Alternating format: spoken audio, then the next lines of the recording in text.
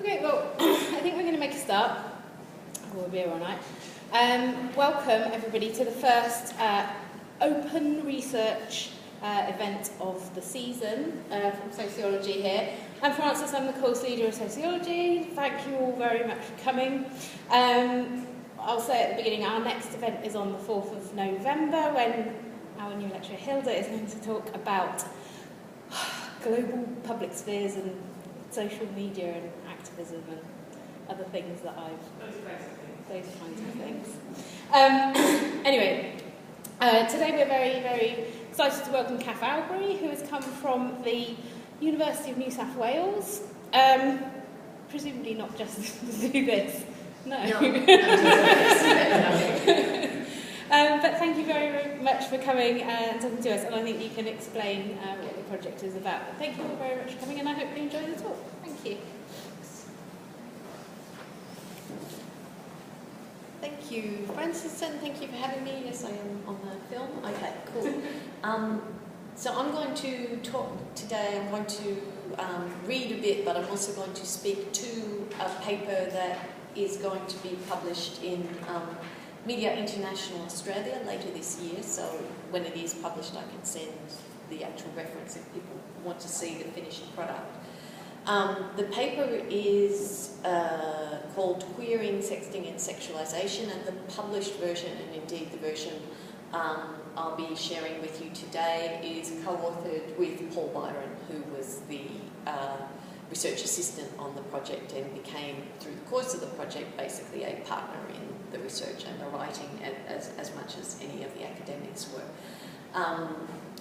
This project was funded by the Australian Research Council Centre of Excellence, I have to read it, in Creative Industries and Innovation, or the ARC-CCI, under the umbrella of the Risk and Representation Project. And the other arm of the Risk and Representation Project is Lelia Green's Project AU Kids Online, which is the sister project of the EU Kids Online project that Sonia Livingston is leading through LSE. So we're a kind of distant cousin of that project. And this particular paper is supported by the AIDS Council of New South Wales, and as you can see, a number of scholars have helped us out in the kind of formulation of the project and the thinking through of this aspect of the project and the project more generally. So this is a spin-off of the Young People and Sexting in Australia project. And sexting, primarily defined as the exchanging of naked and semi-naked images via mobile phones, has become the subject of increased public debate in Australia since 2009, as it has here to some extent, and also in North America and New Zealand, somewhat so in other places like India. There's been the odd panic, but it's been quite intense here and in North America and in Australia. And as Amy Hasanoff has put it, sexting is typically seen as a technological, sexual and moral crisis, and it brings together a number of intersecting anxieties. Public debate is intensified in Australia, as it is in North America, by the fact that young people who can legally consent to sexual activity at either 16 or 17, depending on the state and territory where they live in Australia, may not consent to being the subject of sexual pictures or indeed some kinds of written texts until they're 18, and this even includes self-portraits. So the person who takes the picture is producing child pornography, whether or not that action is kind of by their own hand or by their own consent. So while these laws apply equally to all Australians, most popular and also academic discussions of sexting have focused on heterosexual subjects and heterosexual sexting scenarios. Today I'm going to talk about some very small focus groups that we conducted with same-sex attracted young people in order to unpack how the risks and consequences, and those are kind of in scare quotes, those words, they're used a lot in sexting education, risks and consequences, have been framed in relation to what we consider to be heteronormative understandings of sex and gendered identity and behaviour, And we aim to offer, through this work, a bit of an intervention into some of the debates around young people's digital practices. And to try and think through the ways that some subjects, primarily young heterosexual female subjects, have been framed as intrinsically at risk of sexting, while other subjects are completely left out of the picture. And we're going to, or I'm going to think in this picture, think through some of the ways that the production and exchange of sexual images can be understood as completely ordinary and non-stigmatised practices in particular contexts, particularly for the young people that we spoke to in these groups. But at the same time, these practices present particular challenges in terms of negotiating legal and ethical boundaries. So this project was initiated in 2012, and it involved a review of popular and academic literature around sexting and focus groups with 16 and 17-year-olds. And this work has been released in a report called Young People and Sexting in Australia, which is very freely available online. It also involved a half-day workshop with adult stakeholders, by which we mean police, health workers, academics, legal scholars, and so on. And we found a range of things, including the fact that young people don't actually use the term sexting to describe their own practices. But while young participants and adult stakeholders both opposed non-consensual production and sharing of images, most felt that child pornography laws should not be applied to the production and circulation of images of people under 18. And there was some law reform, not purely as the basis of this research, but there was a legal inquiry and some law reform in this area in the state of Victoria last year, although it certainly isn't across all of Australia. So there is now a category of consensual exchange of pictures. So after the release of the report, we reflected on some of the discussions of gender that had come up in these focus groups, and they were very detailed, and the young people that we spoke to had quite a what you might term a feminist analysis of the kind of double standards around representation. And we reflected on the fact that most academic and popular discourse on sexting in Australia situates it as a heterosexual practice that primarily is a legal and reputational risk to young women, and to a lesser extent a legal risk to young men, and these are very much framed as heterosexual women, heterosexual men. So we were interested to learn if same-sex attracted young people felt that sexting practices were risky and if they understood the risks in the same way. And we partnered with the AIDS Council of New South Wales in order to recruit for this project. Their youth groups are 18 to 26, not 16 and 17, so we couldn't run a direct comparison in a sense, but it was clear from the discussions that the young people in this slightly older group had partners or were in contact with people in the younger age group, and they also reflected on their understandings of sexting from a kind of younger perspective. In neither group did we ask people to talk directly about their own experience, and this is because of the self-incrimination issue, that to talk about their own experience of sexting would be confessing to the production and circulation of child pornography, potentially. So we asked people to respond to media content around sexting and to educational material that was focused on sexting. So in a sense, with the younger group particularly, we were asking them to respond to adult discourses. The groups were really small. We only spoke to 30 people overall, so please don't imagine that I'm trying to generalise this to say this is what all young people think or all queer young people think.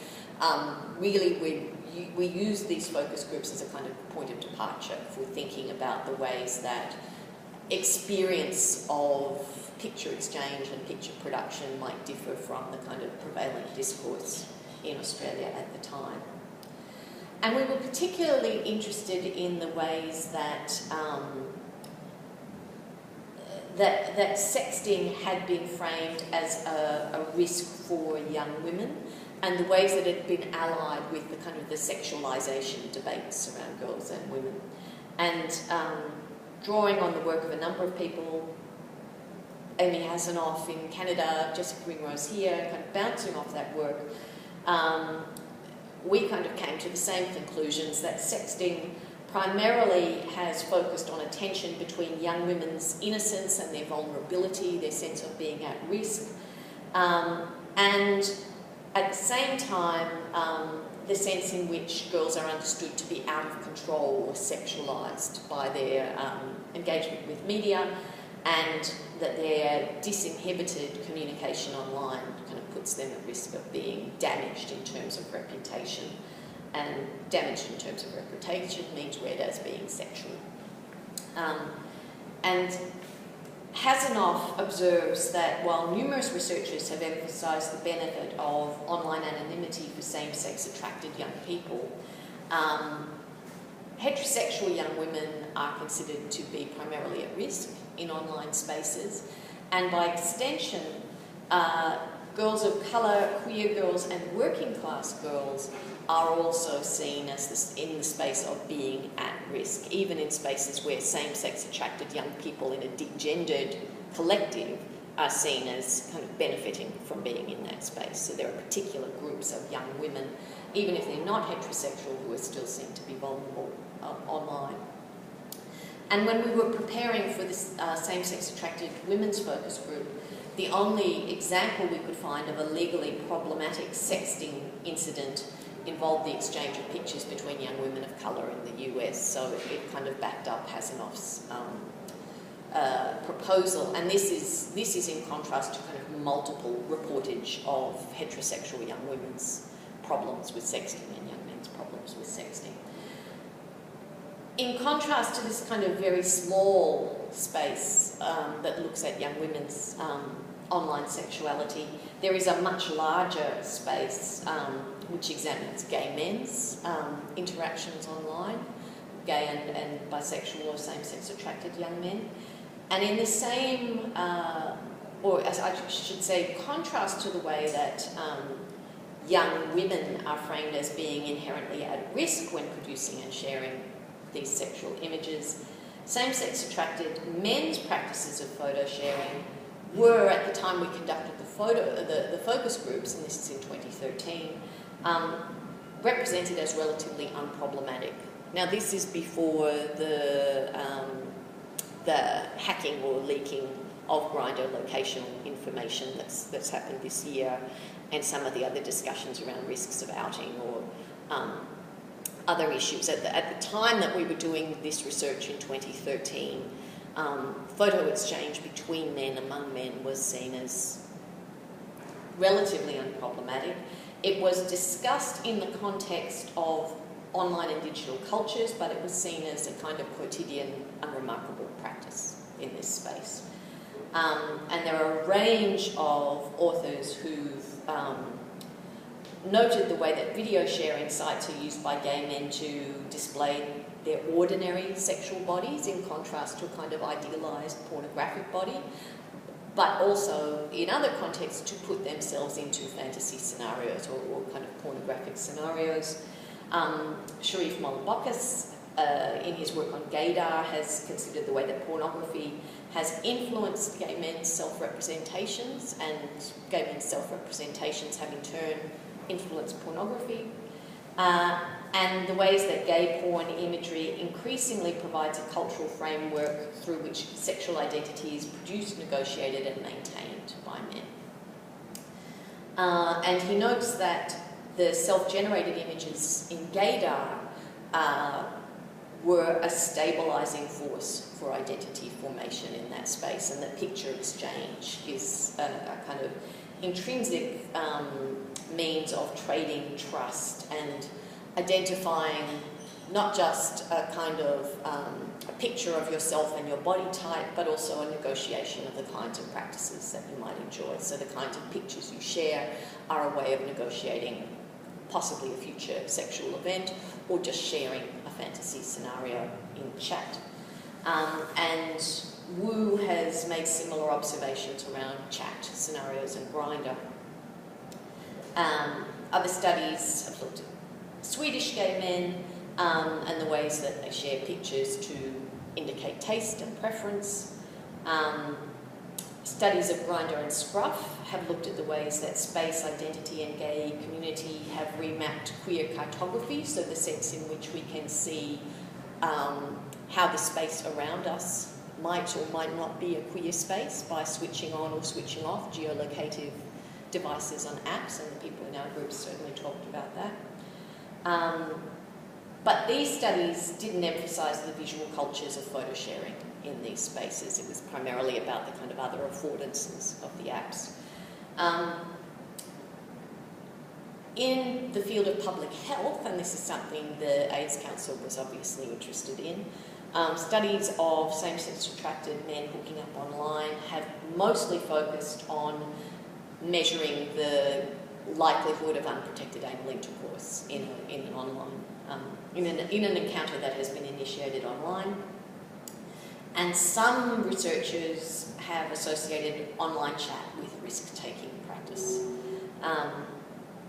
In his study of party and play hookup cultures, Kane Race reflects on the ways that the production and exchange of individual and group photos via hookup apps and websites can be considered a significant imminent attribute or experimental infrastructure in terms of new cultures of sex and sociability. So he's particularly talking about the ways that people might arrange for a group scenario and then get online with the new people who've joined them for the group sex and hook up with more people online, so that the actual, the cruising online becomes part of the kind of the experience of sociability and expanding a group, and that the photo exchange based on what's already happening is a way of expanding that social group.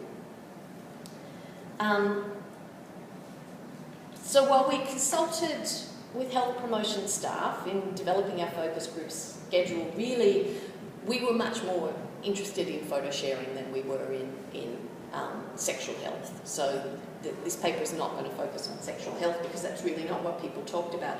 Although people did talk about senses of risk and safety in these online spaces, but risk and safety were not framed in the way that, say, the Terence Higgins Trust here might discuss risk and safety. Like the younger groups, the people in the same-sex attracted men's and women's groups didn't use the term sexting. They found it a very formal term, and someone literally said it's a term a teacher or lecturer might use. And these groups, again, were not concerned by image sharing per se, but were really opposed to non-consensual or coercive production and sharing of pictures. The general approach in all these three groups was actually very complex and quite contradictory. And while we were there to talk about sexting, what emerged through the conversations was a kind of exploration of the ways that people negotiated using apps and meeting new people through digital space, and where people felt safe and unsafe in those negotiations, and the roles that photo exchanges had in establishing a sense of safety, or in some cases undermining the sense of safety, but more often establishing a sense of safety. And the ordinariness of picture sharing was discussed in a variety of ways. So, as one woman said, with my close friends at the end of the week, if you were to ask for a progress update on how they're getting on with their certain person that they're interested in and whatever, and they were like, oh, we sexted, it would be like, that would be a threshold crossed kind of thing, like a certain level of intimacy achieved, as opposed to just like texting, like normal shit. So sexting was seen as a sign of progress in an intimate relationship or a kind of flirtatious relationship that might precede physical sexual contact with the person. And in the men's group, it was pretty clear that picture exchanges were just a really common part of hooking up via apps. So, as one man put it, when Grindr was released, it was released as a sex app. It was released as an ad for gay men to go on and do that. So this whole photo sharing and sexting thing just comes with that. And as another man put it, if people don't send photos, it seems weird. It's becoming so common now that if the person doesn't send it, it's strange. So they probably won't meet as if people exchange the pic. He had a very strong accent, so the person transcribing left words out, unfortunately. Yeah, we understood him in the space. So he was saying, if people don't exchange pictures, you'll be less likely to meet them. And many other people said, particularly face pics were a means of establishing trust with a new partner, and that you were extremely suspicious of a new partner who didn't send a face pic, and that if they didn't send you a photo, they were not likely to meet when you arranged to meet, or they were likely to be suspicious in some way. And this group of men all agreed that Hornet was becoming more popular, which is a similar hookup app, because it made photo sharing faster and more seamless, so it was easier than Grindr. Hornet makes it so easy, that's why Hornet grew so fast, because Grindr is too slow to send a picture. One click and you can see. So people were moving from app to app, following the ease of sharing. But participants also viewed, while they viewed image exchange as ordinary, they also were quite uncomfortable with picture sharing practice that breached their expectations around context and timing. So some participants were put off by photos that arranged at what they termed the wrong time, too early in the morning or at work. And one woman was very unhappy with pictures from people that she didn't find attractive. And this is her kind of expressing her distaste with photos that come at the wrong time. So some people would just start with a message, hey sexy, hey cutie, hey something. And then it's like 10 seconds later they've sent you that nude pic. I didn't ask for this yet, I didn't want to wake up to that, you know. And so she went on, you know, I don't want to fuck you just because you're in my area, I want to see who's cute, who's friendly, who's nice, then we'll go on a date. So she felt that there was a kind of aggression to the sharing of pictures, and that was off-putting to her. Although she was very happy to receive them at the right time from the right person. And this woman, she was offended because she had very particular physical specifications of who she liked and who she didn't like on her profile, and the role people kept sending pictures. So while one male participant expressed frustration and said there's literally no rules for these things, it was actually very clear that most participants in the groups could explain the rules very clearly, or they had their own rules or own means of negotiating picture exchange, and that they used these rules as guidelines for exchanging or blocking or disconnecting with people. And they also had rules around the ways they negotiated awkward encounters, for example, with their friends' pictures when they didn't expect them. Oh, I saw your bum. Was one of the things they were kind of joking about. And the ways that they interacted on and offline using pictures. So as one man expressed it, you've just got to, not up to that you've just got certain rules that kick in, and you go, I'm not going to talk to anyone with a blank profile. I'm not going to talk to anyone who won't give me a face pic or more than one face pics. And there was quite a kind of chaotic discussion of, oh, you know, we've all got a camera. We know you've got a camera on your phone. Where's your pictures? What are you hiding? But the primary risks posed by picture exchange were not always related to the risk of an unknown or threatening, dangerous sexual partner, but from breaches of privacy that might result in homophobic bullying. And this is where there's kind of the precursor of some of the more recent issues relating the leaking of geolocated material or data in particular spaces. So my friend, and this is a person, this was part of a longer conversation where this young woman was talking about her friend who was very new at university, very young. He was in a Christian group because that was related to his kind of social group from home. but he was also on Grindr, and somehow he negotiated the space in class of being seen was quite fraught. So he's always on the application, and you always know which 500 people are in the closest proximity. Sometimes he'll be at university and he'll see someone in that same classroom with him, and if they're online, he just hides his profile or blocks that person instantly. And Ben Light's book, I think, has just come out about disconnecting online, and it was really interesting in these conversations the ways that people negotiated disconnection on social media, whether that was making your profile blank or blocking someone, not because they'd harassed you, but just because you didn't want to be seen by them. There was a lot of disconnecting happening, as well as connecting in the exchange. And there was concern too that as more people learned about apps like Grindr, they might be used by bullies. So in the schoolyard, it could easily be used to out someone because a gay could have it. You could easily download it off another phone. It's proximity, so a bully could easily download it and see who's around. This same young man who was 18 was also concerned about people seeing the Grindr logo on his phone, that people had seen him chatting, and that he'd said, oh, it's just like Facebook. He was kind of trying to negotiate around being outed through use of Grindr.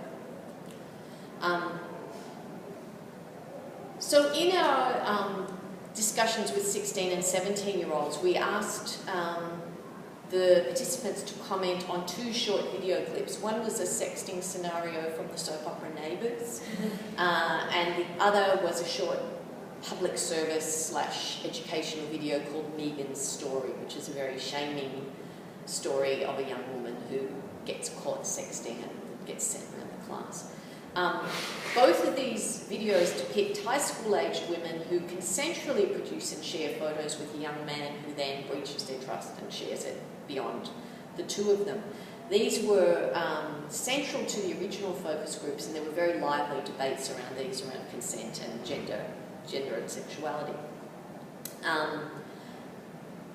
So we showed these same videos again in the older groups and asked people to comment on them, but we also wanted to find specific material that addressed the same issues in relation to same-sex attracted young people, and this is where it became very interesting and kind of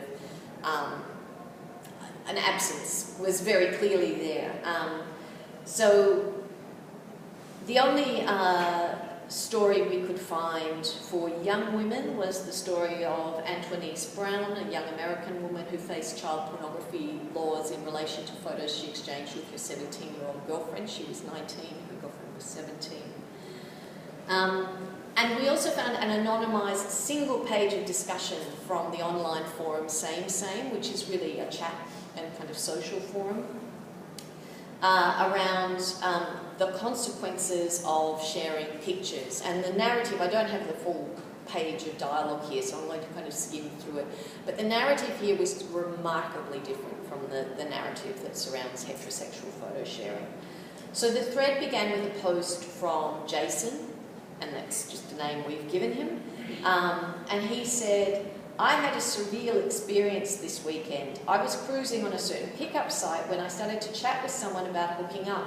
We decided to swap pics. I looked at his first pic, a face pic, and realised we'd been there before. So he had had sex with this person previously, and he recognised him in the first negotiation. I was about to tell him, hey, we've been here before, when he began to send me more intimate pics, if you get my meaning. So more sex pics were coming through. I thought the pics looked vaguely familiar, so I took a closer look, and I realised that I was in the pics that he was now sending, not my face, just certain body parts. I remember taking the pics for/with him years ago when we'd hooked up, but never thought they'd still be around after all these years. Now I'm wondering how many times he's sent these pics out in an effort to pick up. So the next line is where it goes to a very different place, to Megan's Story. This could have been a Megan's Story scenario, right? Am I officially now a total slut because my pics have been hanging around for all that time, and has he been using them to pick people up with? And then he says, and should I have kept a copy for myself, because obviously they're doing really well for him. So the thread continued in a kind of jokey debate, in which respondents applaud the original poster for having pictures that are so impressive that the guy hung on to them and is going to share them, and agreed that both people who continued to share the pictures were obviously big sluts, but in a humorous way, quite different to the kind of the resonance through which that might be applied to Megan in Megan's story. So participants in both the all-male and the mixed focus group, so we had separated groups and then one mixed group, were invited to read and comment on the first page of this thread. Immediate reactions ranged from a sharp intake of breath to laughter to, oh my God, there was a bit of this. And the mixed group explicitly contrasted the humour of the gay men's conversation with the portrayal of negative consequences for shared videos or shared pictures in the two other trigger or conversation starter media clips that we had shown. So as one woman said, it's far more sex positive and far less stigmatised, and they're like, you took pictures, you shared pictures, it's no big deal. And his reaction is, I've been missing out on action, not like, oh my God, my life's ending because someone has photos of me naked, which is clearly what's happening in the videos. And in the videos, it's not even clear actually that the young women are naked, but that the one woman has clearly shown her bra to the boy in the picture.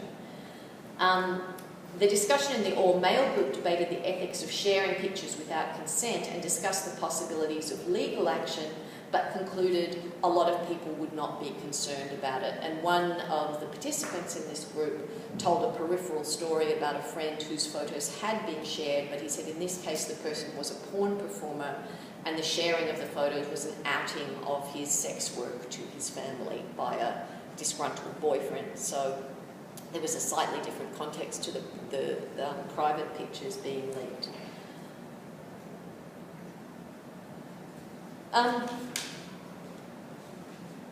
So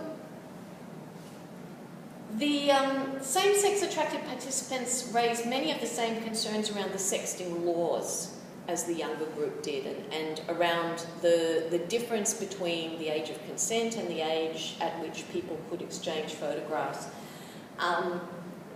But there were some different concerns, particularly in the young men's group, than there had been for the under-18s group. Explicit legal risks were raised by the young men that don't appear in any other literature regarding sexting. And interestingly, again, in the past year, there's been an incident of a man in his 50s seeking to sue Grindr because Grindr didn't check the age appropriately of someone that he had hooked up with, and the young man proved to be 13 when he believed he was 18, or so he says. But none of that had been publicly discussed at the time that we had this conversation. One 18-year-old participant in the young men's group was very concerned that he might inadvertently chat or exchange pictures with a man under 18 because he had been on the sites, a range of sites, when he himself was under 18. And this was an older man who was around 26 or 27, I think, who said, it happens sometimes. I mean, a guy on apps who's under 18, and he told me he was under 18, but he said when he put under 18, no one exchanged pictures with him. Again, this is the guy who had a strong French accent, and the transcribers couldn't cope with it, but I remember what he said. So he got chatting with someone who said he was 18, but then proved not to be under 18, and was happy to announce this, but had said he was 18 in order to exchange pictures with people and to meet online.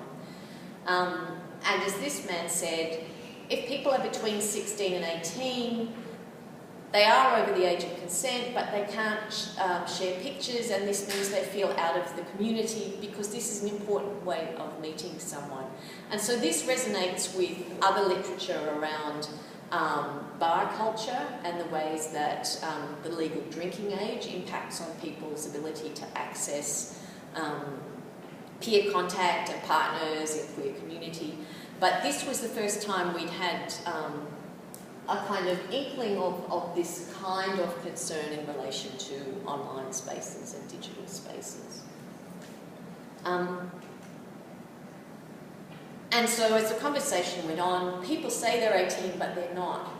And they say, and this man was really interesting because he was concerned about the child pornography laws in relation to sharing pictures with under 18-year-olds, but he was also, in a sense, concerned that the action of sharing pictures with a person under 18, even if he didn't know they were under 18, would interpolate him, in a sense, as a pedophile. And he actually used the identity, I would be a pedophile. So I'm not sure, even though he's, you know, old enough for sex, I'm still an adult. This guy was 18. And he's technically not an adult yet, so does that count as pedophilia? So this was really a kind of interesting internalisation of the kind of inappropriate application of the laws around child pornography, where in fact the exchange of the photo itself creates the scenario in which the image must be child pornography, even if it's exchanged between consenting peers. So he, in a sense, took on the identity of the pedophile without any indication that he was doing anything other than being an 18-year-old who was seeking to hook up with someone who was 17 or 18, which would not be considered to be pedophilia, you know, anywhere else than in the space of photo exchange. So it was a really clear sense of some of the legal hazards in this space. And in a sense, we were a bit ambivalent about even sharing this aspect of the conversation, and now that the Grindr story has come out, that's kind of been publicly flagged anyway, but this is the kind of observation that could be spun, I think, to provoke a moral panic about young men, underage young men online in hookup sites. And that's certainly not why we're sharing this, and I'm not comparing the level of intense anxiety around young women's practice with the relative absence of concern around young men's practice to say we should all really, really worry about young men too, but actually to kind of unpick and unpack a bit the ways that normative assumptions around sexuality and gender gets played out in the readings of these spaces. And really what I would say the primary risk to young men negotiating desire and identity in dating apps are within these spaces is the laws that position consensual exchange of messages and pictures of child pornography. So that's the first risk. The other risk is the relative absence of other sites of community or companionship or spaces in which young men can establish flirtatious, and young women too, flirtatious experimental sexual relationships with that. And, you know, in the way it forces them, in a sense, to go into a very advanced adult space where they may not have yet developed the kind of sense of the rules or the etiquettes or the guidelines. There were under 18 sites. There was a site, Boys Ahoy, which had an under 18 category, and in these categories you were not supposed to exchange pictures, but as the men in the men's group said, well, you're there to exchange pictures is to be part of the group, and you wouldn't meet up with someone who doesn't exchange pictures, so of course we're going to say we're older and exchange pictures. But the young man who had just turned 18 said he was in some of the under 18 spaces too. So it's not that these spaces don't exist, but that in Australia, as probably here, same-sex attraction is really not well discussed in schools or discussed as something that is entitled to take up social space in any way, until you're magically over the age, you know, by which you can, you know, then become a member of the community. So I'll leave it there. I've kind of skimmed through. But one of the things that I didn't talk about, and I'll just kind of leave you with a couple of slides, is this quite funny little conversation about the ways that people negotiated sociability with friends. So the ways that people in apps actually learned more about their friends' sexual desire or their pleasures or their bodies, and the ways that this was seen as a kind of humorous addition to friendships. It wasn't seen as particularly awkward by these guys, but it was certainly seen as funny.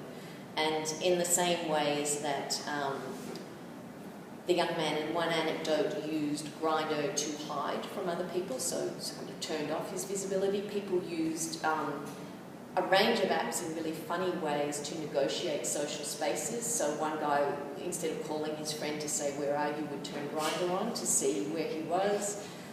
They talked about going on a road trip and saying, "Hi, we're here, where are you?" and kind of just looking at who was around. And another woman talked about going to visit her mother in an outer suburb where she'd always kind of felt very isolated and awkward, and turning on a geolocative app to see that she wasn't the only gay in the village. And she wasn't there to hook up, she was there to visit her mother, but the presence, that sense of queer presence in a space where she had felt very alone was very comforting. So it's kind of what's been termed off-label use of dating sites, but there was quite a lot of anecdote around that kind of usage. So as I say, I'll finish there. I'm happy to answer questions. And the formal version of the paper is going to be published later this year.